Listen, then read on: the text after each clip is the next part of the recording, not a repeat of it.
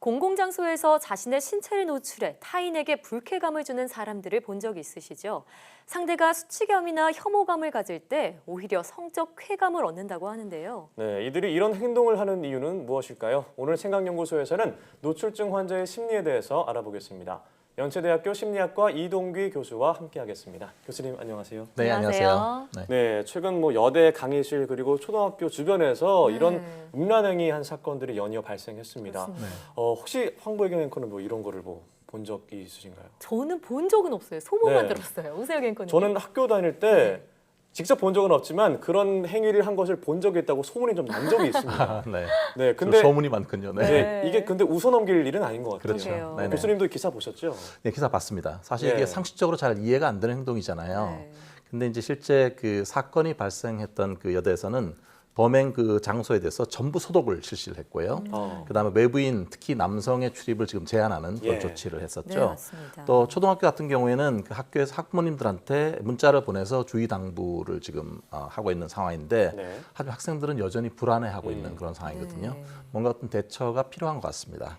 네, 저희는 잘 못 봤다고 앞서 말씀드렸지만 여대 알못남 사건 이후 비슷한 사례들 계속해서 나오고 있습니다. 네네네.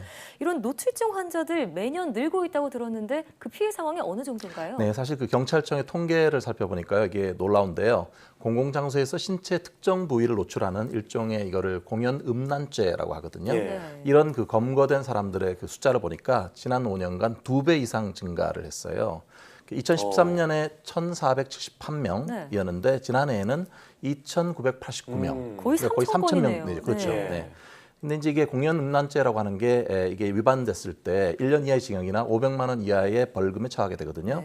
근데 이제 이게 폭력이나 협박이 동반되지 않았을 때는 강제추행죄는 적용이 안 된다고 합니다. 네, 자료를 보니까 1년에 3천여 건이라고 하면 거의 하루에 한 8건 정도 발생하는 건데 자, 그런 이런 노출 행위를 노출증이라고 규정지은 건 언제부터일까요? 네, 이게 이제 프랑스 정신과 의사 샤를 라세그라는 사람이 1877년, 그게 상당히 오래됐죠.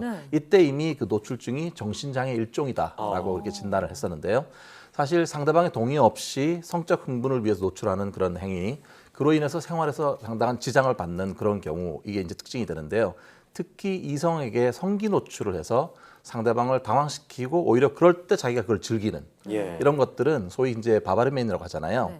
이게 사실 저희가 정신의학계에서 나온 정신 건강에 따른 정신 장애에 대한 통계 편람 같은 걸 보게 되면은 이런 증상이 6개월 이상 지속되고 그다음에 아까 말씀드린 노출을 하면서 환상이나 쾌감을 느끼고 이런 정도가 지속된다면은 치료를 받아야 한다. 이렇게 진단되고 있습니다.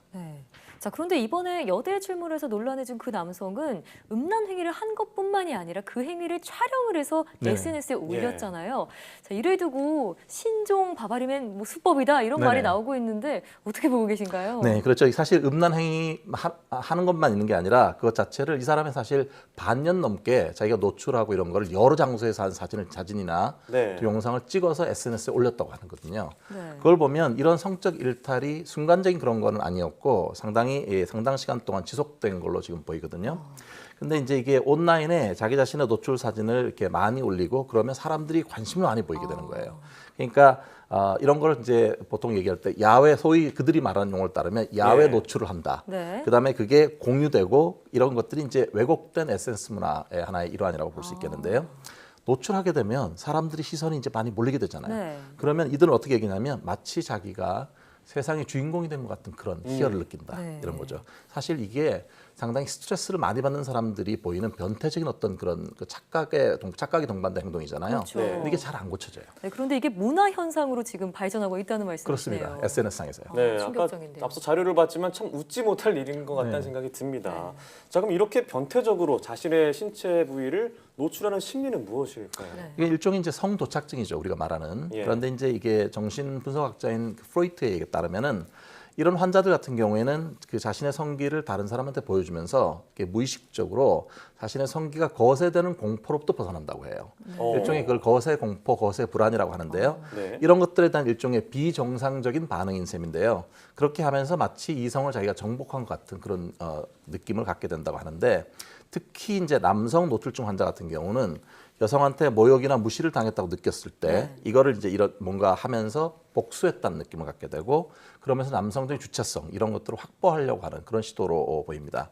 근데 문제는 가만히 들여다보면 이런 사람들의 이면에는 네. 이런 어떤 그 심리 상태가 상당히 허무하고 또 외롭고 무력하고 이런 것들이 그 밑바탕에 깔려 있다고 합니다. 그러니까 이런 사람들 같은 경우는 뭔가 그런 거를 뭔가 보상받기 위해 갖고 뭔가 다른 자기가 막 노출을 하면서 뭔가 세상의 중심에 있는 것 같은 느낌 이런 걸 추구하는 것 같아요. 네. 자, 그런데 이렇게 왜곡된 성의식을 갖게 된 데는 분명히 그 배경이나 원인이 있을 것 같거든요. 어떻게 보고 계신가요?